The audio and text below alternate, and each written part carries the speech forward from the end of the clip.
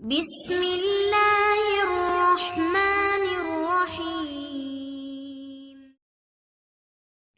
پھر اسی قبیل سے وہ حدیث بھی آ جائے گی جس میں نبی علیہ السلام کا فرمان ہے کہ ثلاثۃ لا یکلمہ اللہ یوم القیامہ ولا ینظر الیہم ولا یزکیہم ولہم عذاب علیم، کہ وہ 3 لوگ ہیں جن کو اللہ تعالیٰ قیامت کے دن ان سے کلام تک نہیں فرمائے گا، ان کی طرف نظر رحمت نہیں فرمائے گا، ان کی تزکیہ نہیں فرمائے گا، ان کے لیے تو دردناک عذاب ہے۔ یہ بات حضور علیہ السلام نے 3 مرتبہ دہرا کے فرمائی تو صحابی حضرت ابو ذر انہوں نے کہا خوابوا وخسروا من ہم یا رسول اللہ، یا رسول اللہ ایسے لوگ تو برباد ہو گئے، کون ہیں وہ ذرا بتائیں تو ہمیں بھی۔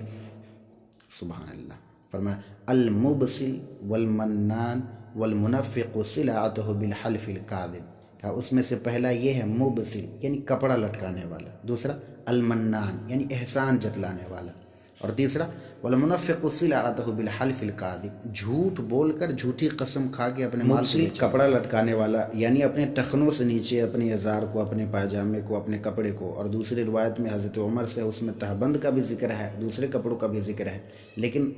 ایک چیز ایک شرط کے ساتھ مشروط ہے، وہ شرط یہ ہے کہ تکبر کے ساتھ، اگر کسی کو مجبوری سے اگر کپڑا نیچے لٹک جاتا ہو، کسی کا پیٹ نکلا ہو اور کپڑے نیچے چلے جاتے ہو، پینٹ پاجامہ یا لنگی، تو وہ اس میں شامل نہیں ہے۔ تکبر سے کپڑا لٹکانے والا اور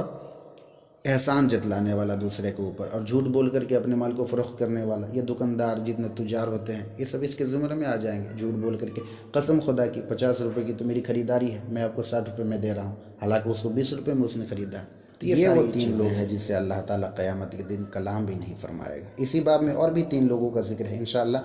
اگلی مجلس میں اس کو میں بیان کروں گا۔